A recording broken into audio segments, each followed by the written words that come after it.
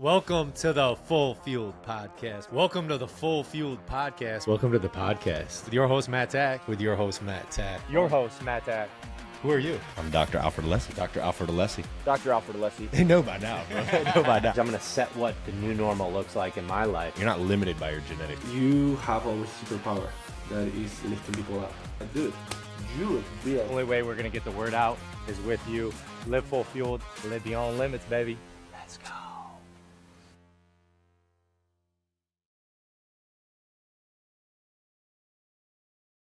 Welcome to the Full Fueled Podcast with your host, Matt Tack, and Dr. Alfred Alessi.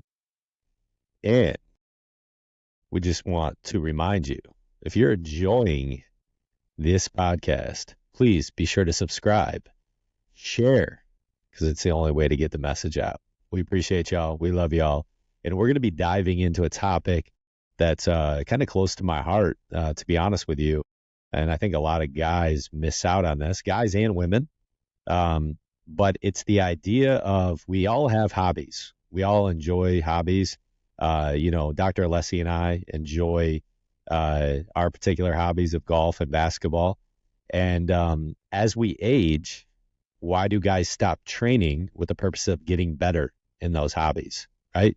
So our training at the gym or resistor training, mobility training, whatever it might be, why don't we do that with the purposes of getting better, right? And I see there's a lot of time in golf where we'll have guys that pretty decent golfers, but they don't hold their body up to that standard and just don't get the longevity out of it. So we're going to be talking a little bit about that today in terms of getting better training within your hobby. Yeah, I mean, it's funny because, like, I was thinking of a couple friends of ours that, I'm not going to put their names on it to blast them or anything, but Blast them, like, dude. they're good players, right? They can hit the ball and they've got good form and stuff like that, but they're out of shape. And so you're like, man, I wonder, like, if this guy was in better shape or if he was stronger, and took a little bit better care of his body, what he'd be able to do, right? And, like, I think some of it comes down to, like, they don't care. They're like, but deep down, they do. Like, they might on the outside be like, oh, I don't care. Like, I just like to have fun. It's like, no, like, as a man, like, we all have that inside where we have a little, even if it's like self competition, right? Like, when I play golf by myself, like, I want to get better. I like get pissed off if I have a, shot that I know I can hit and you miss or something like that. So yeah, I always think about that. I'm like, man, like, this guy'd be scratch player if he just took a little bit more time for his body. And so then what that looks like, right, is specific training. It's not just what, most people are doing, which is just kind of, going to the gym, doing a little cardio for 20 minutes, getting a sweat, and then, lifting some weights at a sub maximal rep range and volume that they're really not creating any adaptation. You got to have some specific things that you're doing for core strength, for low back strength. A lot of guys end up hurting themselves, and sport specific training, but with the longevity kind of mindset. And I'd say, like, the way I've kind of done that for myself is, okay, so, like, what's my main, like, physical thing is, like, I just want to keep my body obviously healthy, but I got 2 young boys, you got 3 young girls. So that's kind of our main sport is, like, being a dad. And, like, believe me, that is a sport because there's all the kind of movements that go into that, right? You're flinging your kids into the pool the other day, right? Like, if I'm not in shape, if I don't keep my core strong, that's how guys end up, like, herniating a disc. And they come into my office, they're like, yeah, we're messing with the kids in the pool and I herniated a disc. It's like, come on, man.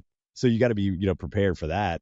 And then whatever your hobby is going to take a different type of focus, right? Whether you like to play basketball, I like to play lacrosse too. Golf is different.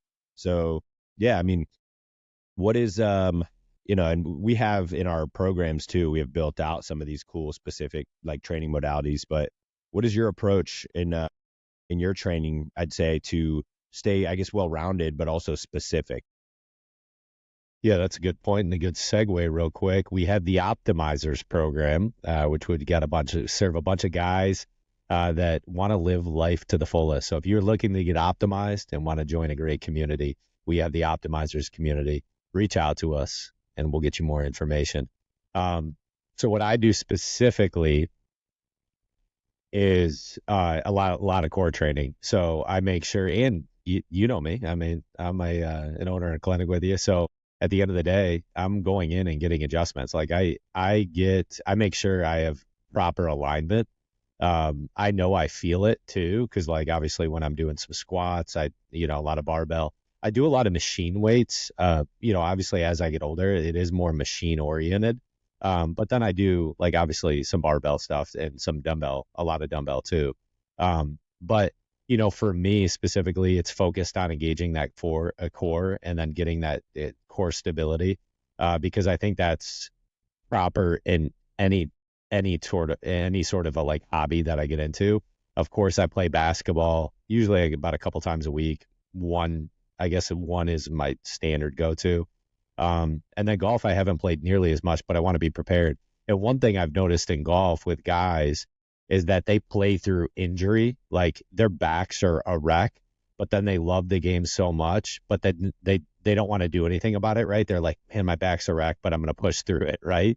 And like that's the point though of, do you want to keep pushing through that, or do you actually want to feel good and play good, right? I got this motto in my life of look good, feel good, play good, right? So if I'm looking good and I'm feeling good, I typically am going to play a little bit better. And so with that motto is like, all right, well, what am I doing? And I know that, even when we train together, that pushes me a little bit more, even with different new training modalities. You're like, hey, how about we superset this core workout with while we're doing, maybe a dead set or whatever it might be. So those are the things that I like incorporating in terms of like that resistance mobility training. When I'm incorporating maybe we're doing a back squat. So I'll just give an example, right? So doing a back squat, and then we're taking a resistance band and doing just lateral work with the resistance band. That it really ignites the core, and then I'm coming back to that. That helps me because the different functionality that I have, I'm building a moment of like inertia, putting, 285 pounds on my back, but then I'm going and then engaging that core, which now I put it into a real life example. I'm sitting over a golf ball, and all that inertia is going to come from my waist down, right? And so, but I need to have a strong core in order to get that proper lift, right? And so I think of that, right? All right, how am I getting my inertia? Am I balanced correctly to get through that ball to get the distance that I want, right? And so those are the things that come through, that I think about. All right, am I properly training in a gym environment that then is going to transition to my hobby world, right? Where I want to look good, feel good, play good. Does that make sense? 100%. And it's like the example I was thinking of is like most guys just go do some squats, they go do some leg press, and everything's bilateral, like sagittal plane motion versus like lunges, right? And then like those matrix lunges where you're kind of stepping out to like a 45-degree angle, or like lunge with twist, lunge with rotation. That kind of stuff is going to prepare you more for life and for sport than just a barbell squat. So I think you and I maybe train slightly differently in that you're more on a muscle building program right now, and I'm a little bit more on I do 2 to 3 days a week of strength training, but then I incorporate as well like some functional mobility strength training too, which like you can do both at the same time. If you're doing like those squats or those lunges we were doing the other day where we had the barbell on our back, and I don't even know if there's a name for this exercise, to be honest, but it's a lunge. And as you go down, you rotate towards that lead leg. So you're like activating your core, trying to resist the rotation aspect while you're doing a lunge, building strength, obviously, throughout the posterior chain of the leg. And then on the way back up, you rotate back. And that was a freaking awesome exercise. I felt so much activation in the core and the deep low back and the legs and the glutes, obviously. And that's what's going to bulletproof you against injury when you're playing a sport, which is very dynamic, right? And, super dynamic. And you aren't going to be ready for every single scenario, but you want to be ready for 98% of them, right? Of course. Yeah. So that's where that comes into play. I think that this is also a good point to bring up is that, Dr. Alessi said that I'm in a stage of muscle building, right? That always isn't going to be the case. So even though I'm packing on more, that only comes through a period of time with me. I think that we think that doing the same thing over and over again is going to get the same results. And unfortunately, our body has a great memorization to it, right? So we have that muscle memory that naturally it's like, if you take the same supplementation over again, if you do the same things over and over again, cognitively, those things are not going to react the same way. Diminishing return. Yeah. Diminishing returns, right? And so really backtracking that of like, am I doing this for 90 days, maybe even 6 months? But then how am I retraining it? And that's why I like adding in, sometimes like I did CrossFit for a period of time, right? I wouldn't recommend doing CrossFit for like the years, and that's the only training mechanism that I do. But I do think that there's a purpose to it, obviously and rightfully so. CrossFit gets a little bit of a name because of the injuries. I think we saw it at Fit Fest, right? It's like volume, it's just so much volume that on a daily basis, that's a lot, man. A lot of people can't tolerate that. That's right. So then how are you programming those in? And I think, for me, 90-day increments work out great, right? Committing to something, getting your programming in locked in a good cadence for 90 days. And then it's a reprogram, right? Okay. Now, yeah, a little bit different movements. So yeah, go ahead. Well, every program we built into the optimizers, we have different options for guys and different programs, but they all go in 90-day sprints, right? Or 90-day circuits. And it goes through phases. Even every 30 days is different. So the one that you're doing is the anabolic program we have, where your first 30 days is maximum muscle building, right? You're using heavier loads, you're pushing it, lighter rep ranges, but then the next month after that is a little bit higher rep ranges, more pushing into like hypertrophy, which is building, muscle size. And then the third month is more like pump and really like blow those muscles up. And then after the third month, what do? Honestly, you could start that all over again. And you go through that cycle of strength, hypertrophy, and pump. And it's a fantastic way to kind of keep a novelty to your brain and to your body that, hey, this is different. Versus if you live in strength land forever, yeah, it's going to be not as effective. Obviously, you still get benefits, but yeah. Yeah, for sure. No, I think that's kind of a great positioning in terms of how you're incorporating that novelty perspective. Everything gets stale, you know what I mean? And so like when things do get stale, it's good to create that mixer that allows you to produce some level of, just brain release that allows you to grow in a different capacity. I do want to mention that this episode is brought to you by Alessi Functional Health, getting you to a pain-free future. You can check us out at alessifxhealth.com. And what we have in there is all sorts of good stuff. We got soft wave therapy. We have chiropractic therapy. We have acupuncture. We have cupping. We have infrared saunas. We have cold plunges. We have vibration plates. We got everything you need to live a full pain-free future. So come check us out. Good plug.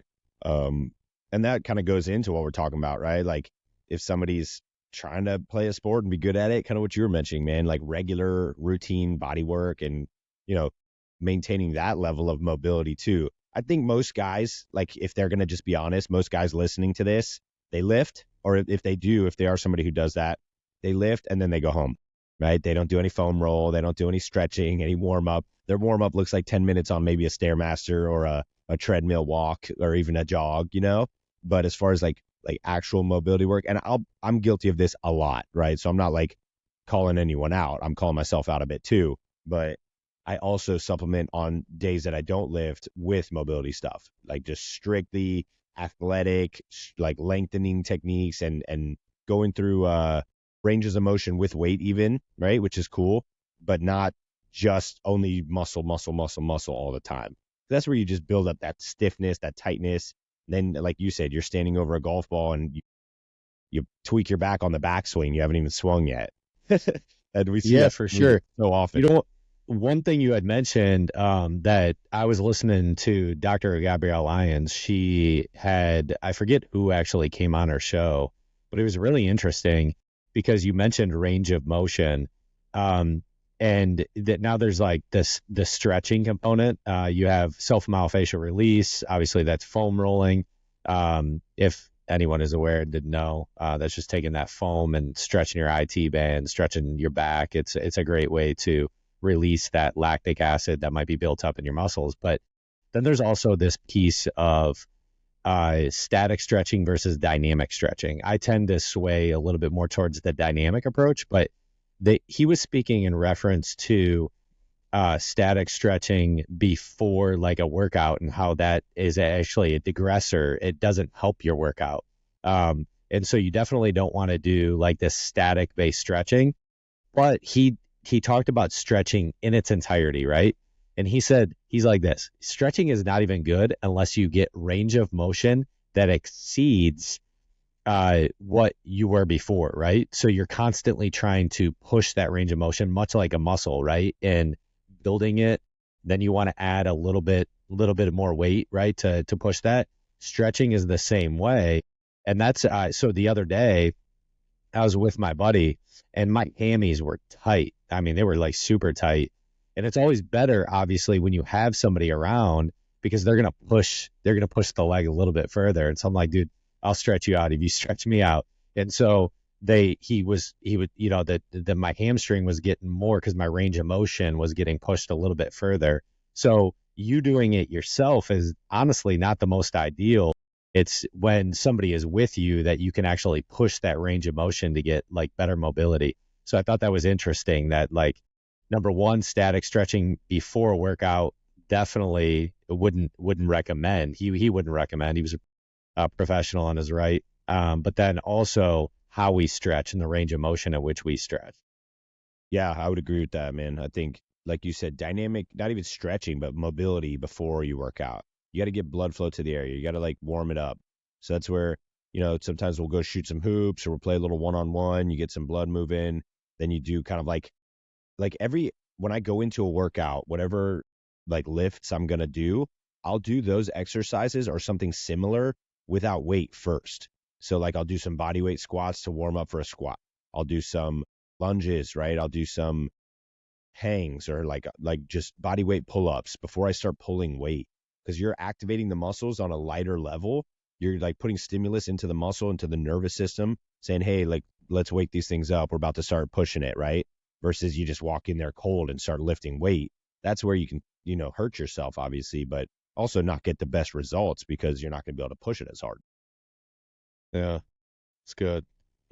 3 practical ways to end the episode. Your best 3 ways to start incorporating start incorporating structure around your workouts for your particular hobby.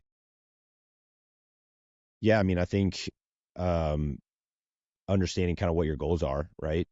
Are your goals to get better at golf, or your goals to just be average? Like, what's your goal, right? Find a goal, purpose, kind of a reason you're doing it, or you want to train, because that'll give you some motivation.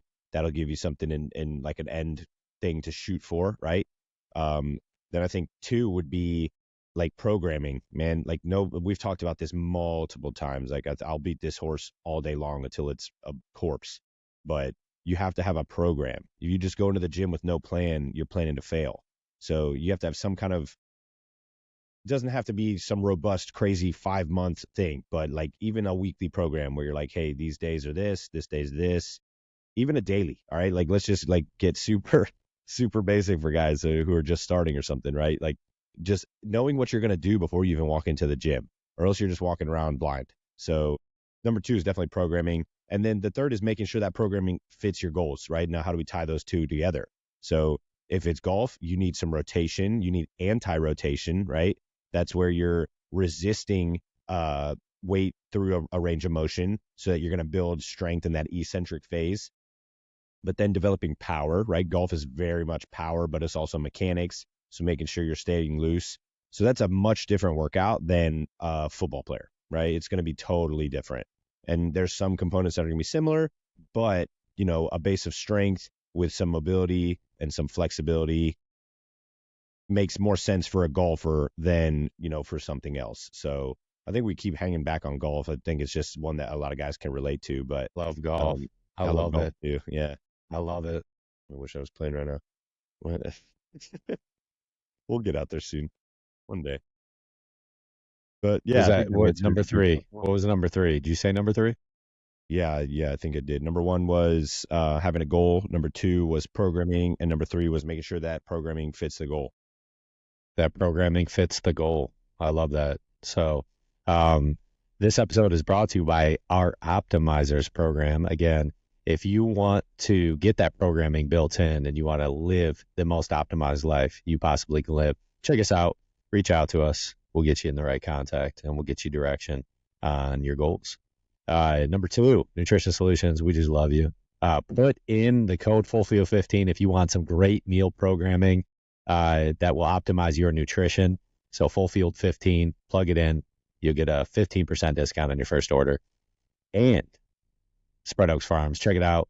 They got some meaty, delicious options to get that protein intake. They got some great beef. It'll be shipped right to your doorstep. Just head on over to their site, get 25% discount on your first order.